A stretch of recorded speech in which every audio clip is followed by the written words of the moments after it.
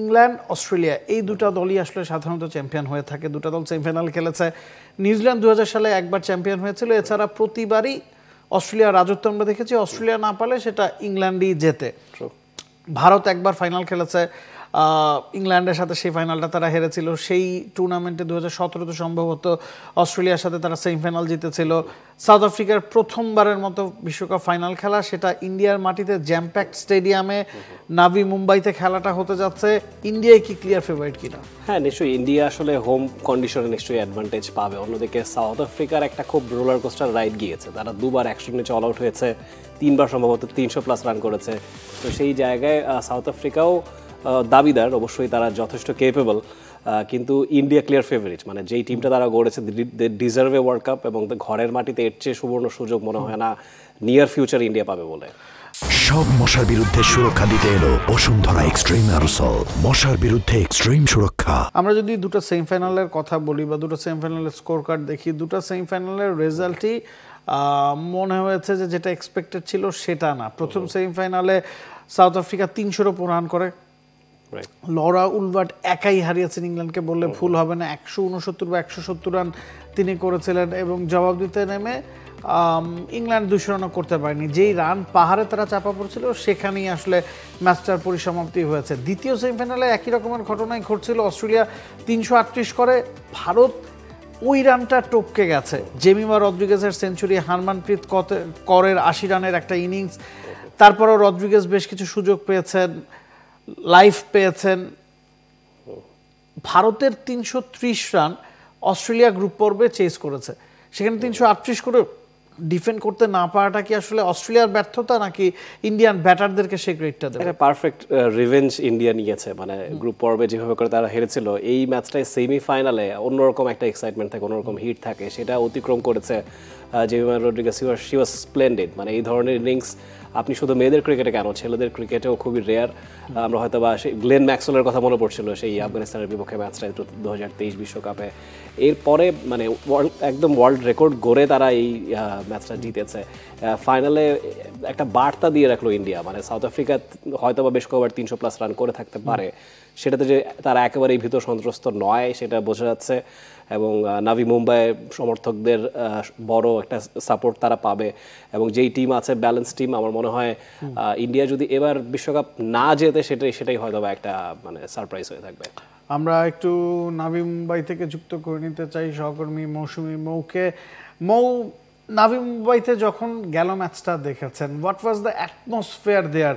কারণ আমরা মেয়েদের ক্রিকেটে এ ধরনের জ্যামপ্যাক্ট স্টেডিয়াম দেখি না। ভারত গ্রুপ পর্বে সাউথ আফ্রিকার কাছে হেরেছে, ইংল্যান্ডের কাছে হেরেছে, অস্ট্রেলিয়ার কাছে হেরেছে, নিউজিল্যান্ডের সাথে একটা কম্পিটিটিভ ম্যাচ জিতে তারা কোনো রকমের সেমিফাইনাল নাম লিখিয়েছে, সেখান থেকে মাইটি অস্ট্রেলিয়াকে তারা হারিয়েছে, এবং অস্ট্রেলিয়া কলাপস করেছে তাও না। 338 রান করার পরও ভারত ম্যাচটা জিতেছে।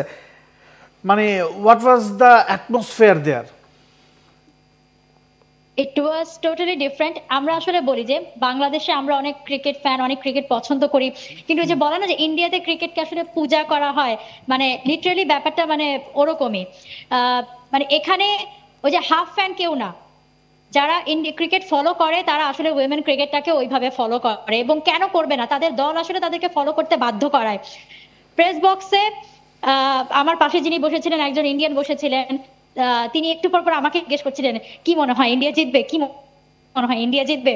মানে ওই যে হয়তো মানে চোখের সামনে ম্যাচ আছে, সে ম্যাচ দেখছে, সে জানতে পারছে, বুঝতে পারছে, স্কোর কার্ড দেখতে পাচ্ছে, বাট বারবার আমাকে জিজ্ঞেস করছে। আসলে যে অনেক সময় আমরা টেনশনে থাকলে কাউকে জিজ্ঞেস করি, কেউ আমাদের একটু আশ্বাস দিলে একটু অন্যরকম ভালো লাগে।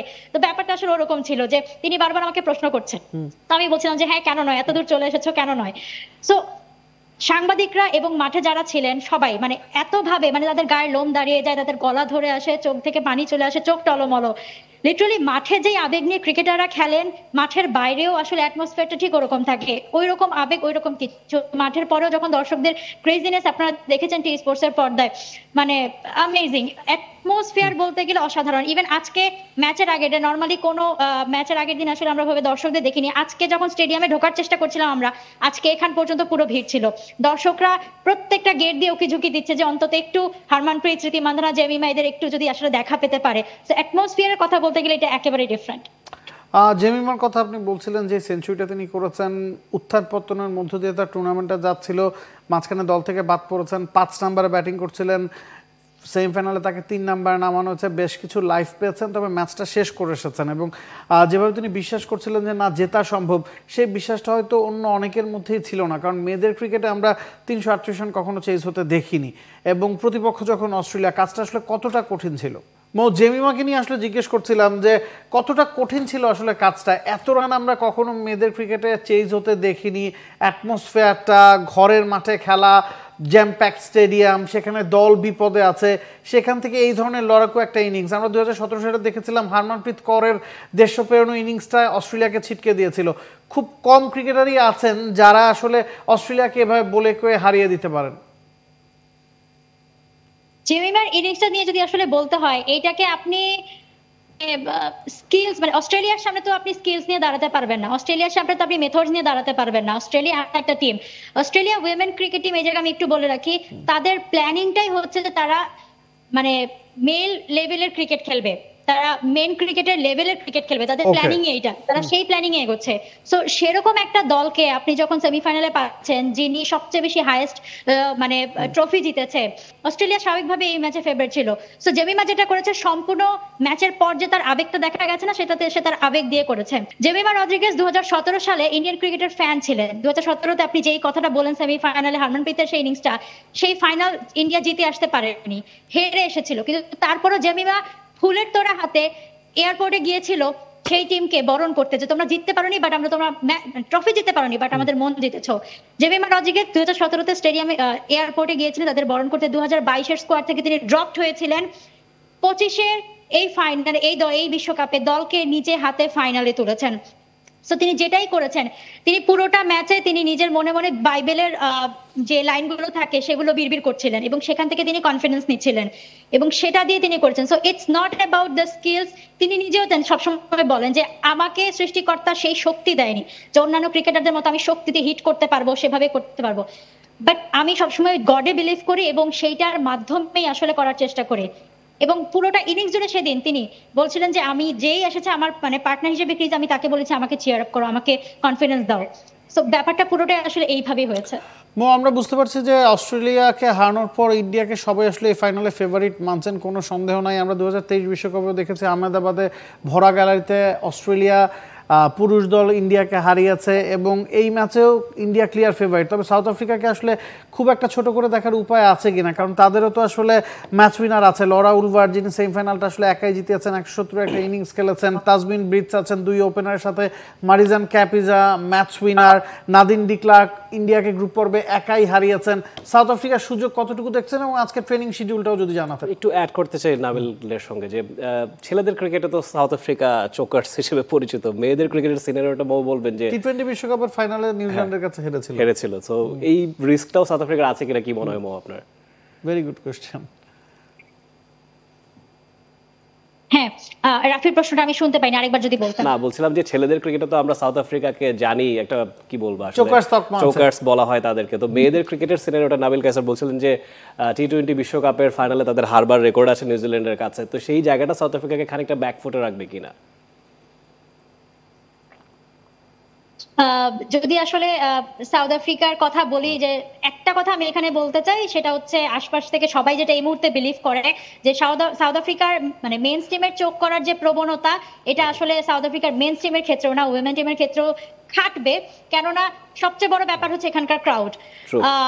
মানে সাউথ আফ্রিকাকে ওই ইন্ডিয়ার টিম 11 জনের বিপক্ষে না, পুরো ক্রাউডের, এখানে ডিওয়াই পাটিল স্টেডিয়াম কালকে জ্যাম প্যাকড থাকবে।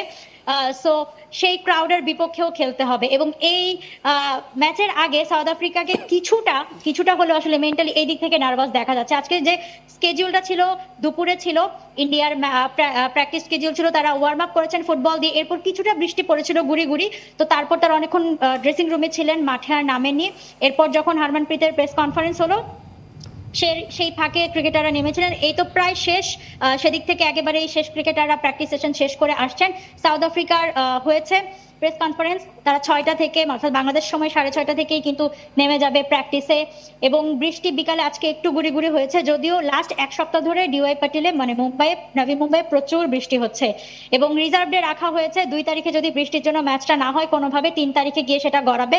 তবে জোরদার প্রস্তুতি চলছে যে যাতে 2 তারিখে আসলে সবকিছু মিলে শেষটা করা যায়। এবং একটা কালচারাল সেরিমনিও হবে ইনিংস ব্রেকে, সুনিধি চৌহান সহ আরো অনেক সেলিব্রিটিরা এখানে পারফর্ম করার কথা রয়েছেন।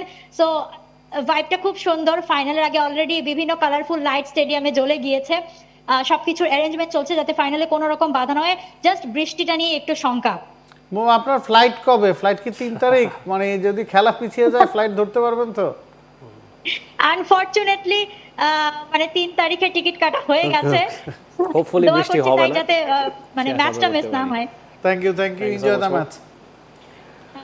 দর্শক, অস্ট্রেলিয়াকে হারিয়েছে ইন্ডিয়া, ইংল্যান্ডকে হারিয়েছে সাউথ আফ্রিকা। দুটো অঘটনের জন্ম দিয়ে প্রথমবারের মতো নতুন চ্যাম্পিয়ন পেতে যাচ্ছে নারী ওয়ানডে বিশ্বকাপ। ইন্ডিয়া আগেও একবার ফাইনাল খেলছে, সাউথ আফ্রিকার প্রথম ফাইনাল। ইন্ডিয়া ঘরের মাঠে খেলায় নিশ্চিতভাবে ফেভারিটের তকমাটা তাদের কাছেই থাকছে। কে হবে নতুন চ্যাম্পিয়ন জানতে চোখ রাখুন টি স্পোর্টসের পর্দায়। For more updates, subscribe to our YouTube channel and click on the bell icon. Follow us on Facebook and Instagram. Download T-Sports app to enjoy exciting games and highlights. Visit tsports.com.